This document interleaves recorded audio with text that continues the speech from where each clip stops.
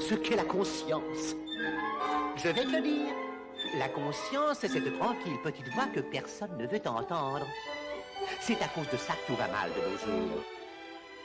Bonjour et bienvenue dans ce 21e épisode de la conscience de Jiminy Cricket, réalisé avec la technologie de Synthesia. Aujourd'hui, nous allons réfléchir sur la transmission, notre capacité ou volonté de léguer à d'autres une partie de notre vécu. La transmission, quelle qu'en soit sa nature, est en lien étroit avec deux notions importantes, la perte et l'oubli.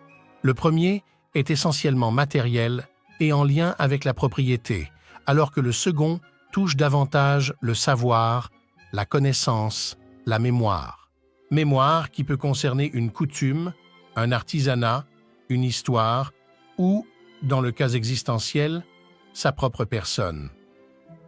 L'un des rôles des enfants est de recevoir de leurs parents, à commencer par la moitié du génome de chacun et l'intégralité de l'ADN de la mère dans les mitochondries. Par la suite, les enfants reçoivent de nombreuses règles, selon les critères des parents, en vue d'en faire des enfants idéaux et également les former au monde qui les entoure.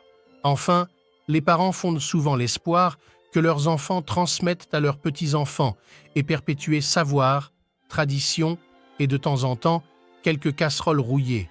Les enfants deviennent ainsi une continuité d'idéaux transgénérationnels et sont malheureusement souvent victimes de pression et d'attentes. Mais la transmission est bien plus large qu'un cadre consanguin et bien plus vaste que de simples règles sociétales.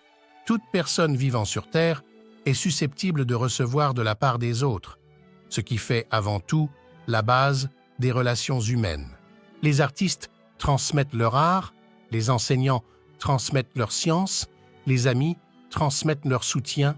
Au final, on se rend compte que le nombre de personnes à qui l'on a transmis un objet, un service ou notre temps est extrêmement élevé, même si, pour une majorité, il ne s'agissait que de relations normales, comme dans un contexte familial ou professionnel. La transmission pose donc les questions de savoir quoi et à qui transmettre, si l'on désire qu'une quelconque mémoire soit conservée. Rien ne garantit que nos enfants continueront à appliquer nos préceptes ou vivront dans la maison des grands-parents. Ce qui est partagé sur les réseaux sociaux attise davantage le jugement que le souvenir, et enterrer un coffre dans son jardin ne garantit pas que le découvreur y portera grand intérêt. Et ceux pour qui seule la célébrité est gage d'immortalité font fi de ce que l'on pensera d'eux tant que l'on pensera à eux. Paradoxalement, certains édifices millénaires mentionnent ceux à qui ils rendent hommage, et pas ceux qui les ont imaginés ou bâtis. La question est bien compliquée.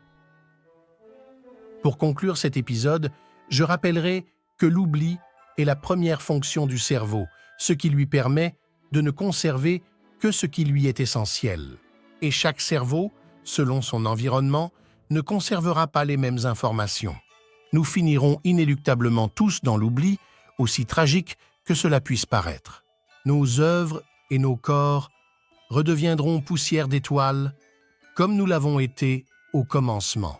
Et bien que nous puissions en avoir conscience, nous continuerons à créer, aider et transmettre du mieux possible.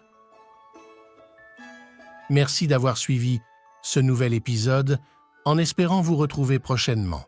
Au revoir, et comme disait Jiminy, Oh, tout est bien qui finit bien.